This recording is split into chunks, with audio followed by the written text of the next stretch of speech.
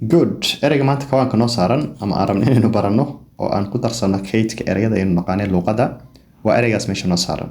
waxaa loo akhriyaa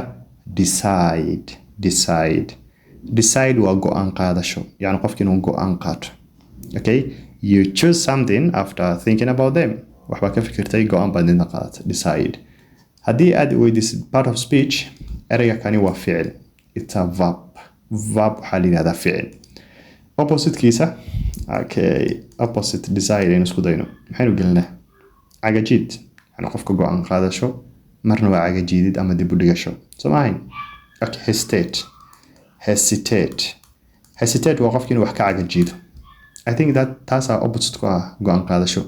de waa un laba mid, qofki inuu wixii ka go'aan qaato ama inuu go'aan qaadan waayo ka cagajiido, warwareegto ama dib uu dhigto. delay xitaan dhaho. delay.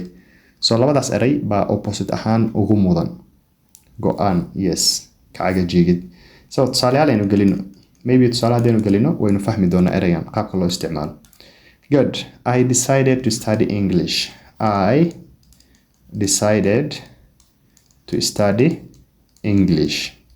Decided to study English. waxaan go'aan ku qaatay inaan luqadda Englishka barto. Bayday mataqaanii sababta English iyo uga bilaabo, yani capital uga bilaabo. Why? Okay. I decided to study English. waxaan go'aan ku qaatay inaan luqadda Englishka barto. bayday jumlada ma jumlada isticmaalaan ardayda markay beenta sheegayaan. macallin anigu go'aan baa qaatay, tookadan way iga go'an tahay luqadan inaan meel kaga soo haro, meel fog. 2 bilood kadib you will never see them. Anyways, I decided, waxaan go'aansaday. sababtaan dhiidaan ugu darnay waa past tense, maadaama wixii uu ficil yahay, the ficil present buu leeyahay, pastna waa layso ahayn. so dhiidaas waa on past tense, in ficilka laga dhigay ficil la soo dhaaf. so I decided to study English. waxaan go'aan ku qaatay inaan luqadda barto. Okay, jumlad kale aynu gelino. Decide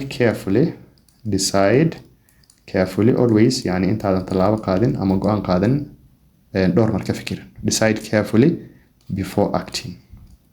Yes, before acting. yani si fiican uga fikir intaadan go'aan qaadanin, yani intaadan tallaabo qaadin si fiican uga fikir, deedna kadib go'aan ka gaar. Yes, it's not the other way round. Okay. so hal mar let's do a recap.